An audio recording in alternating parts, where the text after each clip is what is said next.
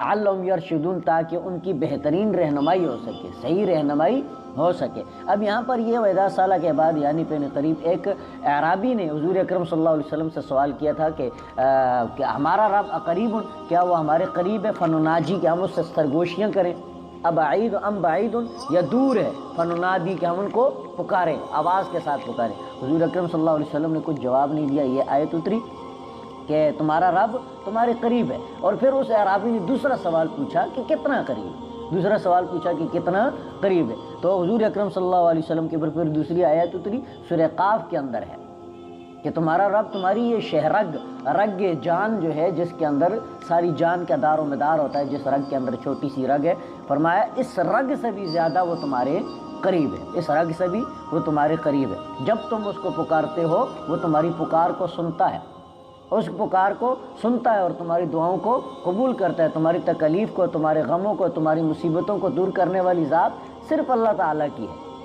جب تم تکلیف میں ہو، جب تم غم میں ہو، جب تم کسی پریشانی میں ہو، تو تمہیں چاہیے صرف اور صرف اپنے اس رب کو پکارو کہ جو سننے والی ذات ہے، جو سمیع ہے، جو علیم ہے، جو بصیر ہے، جو جانتا ہے، اور جو تمہارے اعمال، تمہیں کوئی چیز، کوئی معاملات یعنی کچھ چاہیے دنیا کے اندر، تو اس چاہت کو بھی اللہ کے سامنے رکھو۔ کیوں کہ تمہارے اس چاہنے کے اندر کیا کیا چاہتے ہیں وہ اللہ تعالیٰ جانتا ہے کہ تمہاری ان چاہتوں کے اندر تمہارے لیے بہتری ہے یا بہتری نہیں ہے، تو وہ رب تعالیٰ جانتا ہے۔ رب تعالیٰ کے سامنے وہ کرو، جب تم پکارو گے تو اللہ تعالیٰ تمہیں جواب دے گا، اللہ تعالیٰ جواب دے گا۔ ہم سنتے رہتے ہیں انبیاء اکرام کے واقعات، اولیاء اعظام کے واقعات ہم سنتے رہتے ہیں کہ ان کی دعا ہوتی نہیں تھی، اللہ تعالیٰ کی طرف سے مدد آ جاتی تھی۔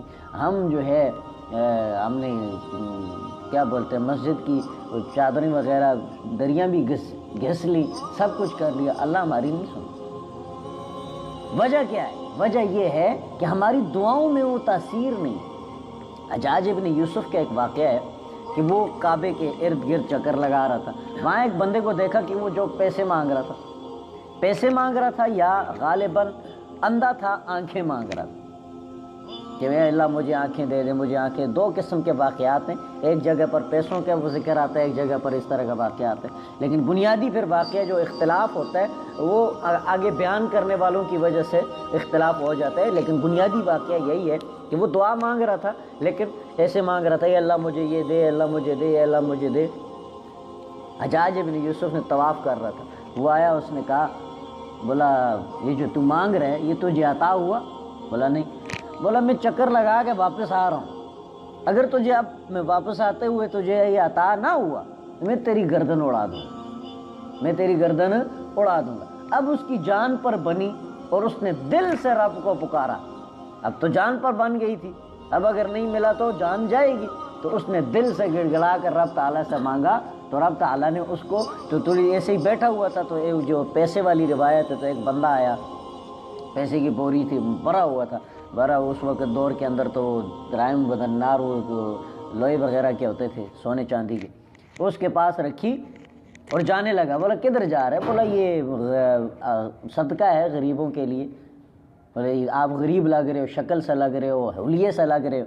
اس نے فرمایا ہوں میں غریب، لیکن اب مجھے ڈھنگ آ گیا رب سے مانگنے کا، اب میں تم سے نہیں لوں گا۔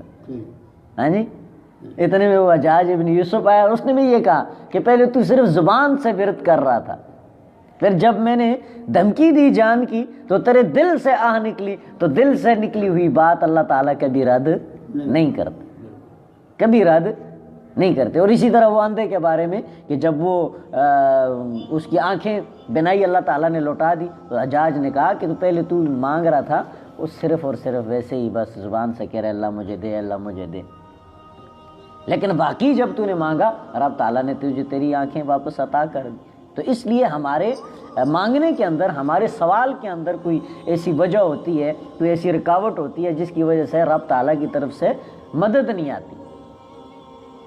رب تعالیٰ کی طرف سے ہماری نمازوں کا متعلق یہ ہے کہ صحابہ اکرام نمازیں پڑھتے تھے تو ان کے جسموں سے تیروں کو نکالا کرتے تھے، دوسرے ان کے تیروں کو نکال لیتے تھے، تو نماز ختم ہوتی تھی، ان کو کہا جاتا تھا کہ تیر نکالا، تو ان کو پتہ، ہمیں تو کوئی پتہ نہیں تم نے تیر نکالا یا گدگدی کی یا کیا کیا تھا، ہم تو اس بادشاہ کے سامنے تھے کہ اس کے سامنے اس طرح توجہ کو بٹا دینا، توجہ کو منتشر کر دینا، یہ اس کی توہین ہے۔ ہم تو حسابات کرتے ہیں، ہم منصوبے بناتے ہیں، اس نماز کے بعد یہ کرنا ہے، کل یہ کرنا ہے، آج یہ کر کے آئیں، ہم تو یہ سب کرتے ہیں۔ جب اللہ تعالیٰ کے لیے یہ ہے کہ یہ دل جو ہے نا، دل مسلمان کا دل، ایک حدیث شریف ہے کہ اللہ تعالیٰ نہ زمین و آسمانوں میں کہیں نہیں سما سکتا، اگر سما سکتا ہے تو ایک مومن کے دل میں سما سکتا ہے۔ جب مومن کے دل میں اللہ تعالیٰ کی محبت، انوارات، تجلیات وہاں پہ آتی ہیں جہاں پر گندگی نہ ہو۔ شرک، کفر، نفاق یہ روحانی گندگیاں ہیں، معصیت، نافرمانی یہ روحانی گندگیاں ہیں۔ اگر یہ جس دل کے اندر ہیں، جس ذات کے اندر ہیں، اس ذات کے ساتھ اس دل کے اوپر اللہ تعالیٰ کی تجلی اور روحانیت کبھی نہیں آ سکتی۔ اسی لیے فرمایا کہ میرے بندے اگر تجھ سے سوال کرتے ہیں عنی فانی قریب، حضرت موسیٰ اشعری رضی اللہ تعالیٰ عنہ فرماتے ہیں کہ ہم ایک غزوے کے اندر تھے، اوپر نیچے جاتے ہوئے ہم اللہ تعالیٰ کو پکارتے تھے اونچی اونچی آواز سے، تو حضرت حضور اکرم صلی اللہ علیہ وسلم نے فرمایا اے لوگو اپنے نفسوں پر جو ہے اتنی تکلیف مت کرو، وہ رب تعالیٰ ہے، وہ رب تعالیٰ کی ذات ہے، وہ تمہاری سرگوشیوں کو بھی سنتا ہے، اپنے طریقے سے ذکر کرو۔ حضور اکرم صلی اللہ علیہ وسلم آئے، حضرت عمر فاروق اور حضرت ابوبکر صدیق ایک اونچی آواز سے نماز پڑھ رہے تھے، ایک دھیمی آواز کے ساتھ نماز پڑھ رہے تھے۔ حضرت ابوبکر سے پوچھا کہ آپ دھیما کیوں پڑھ رہے تھے؟ فرمایا میں اس رب کو سنا رہا ہوں جو دلوں کے بھید بھی جانتا ہے، دلوں کے راز بھی جانتا ہے، میں اس رب کو سنا رہا ہوں، مجھے کیا ضرورت ہے میں اونچی آواز سے پڑھوں۔ حضرت عمر سے پوچھا آپ اتنی اونچی آواز سے؟ بولا میں ایک تو اس رب کو تو سنا رہا ہوں، لیکن اس کے ساتھ ساتھ میں ارد گرد کے جو غفلت میں پڑے ہوئے غافل لوگ ہیں، سوئے ہوئے ہیں، میں ان کو بھی جگانے کی کوشش کر رہا ہوں، اور ارد گرد جو شیطان ہیں، شیاطین ہیں، ابلیس کا جو گھیرا ہے مسجد گرد گرد نمازیوں کے ارد گرد، میں ان کو بھگا رہا ہوں۔ یہ دو مقصد ہیں۔ حضور اکرم صلی اللہ علیہ وسلم نے فرمایا دونوں صحیح کر رہے ہو، لیکن دونوں کو چاہیے کہ اپنی کیفیت کو تھوڑا حد کے اندر لے آؤ۔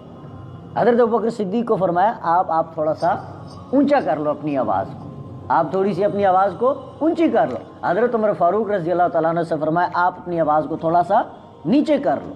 باتیں، مقصد آپ دونوں کا صحیح ہے، اور اللہ تعالیٰ ایسا نہیں ہے کہ آپ آواز سے بولو گے تو اللہ تعالیٰ زیادہ سنے گا، اور جو دل میں بولے گا تو اللہ تعالیٰ نا وہ سمیع ہے، تم بولو یا نہ بولو وہ پھر بھی سننے والا ہے۔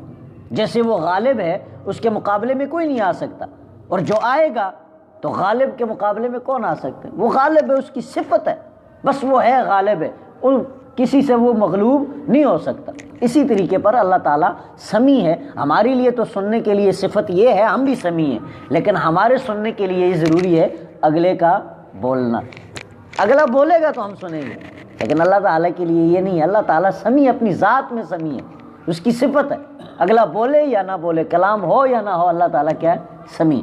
اسی لیے فرمایا کہ تمہارا رب تم سے قریب ہے، وہ تمہاری دعاؤں کو کیا کرتا ہے؟ سنتا ہے جب تم کیا کرتے ہو؟ پکارتے ہو۔ میرے خیال میں کافی صدق اللہ العظیم۔ اللہ تعالیٰ عمل کی توفیق دے۔ اگلا حکم الگ حکم ہے۔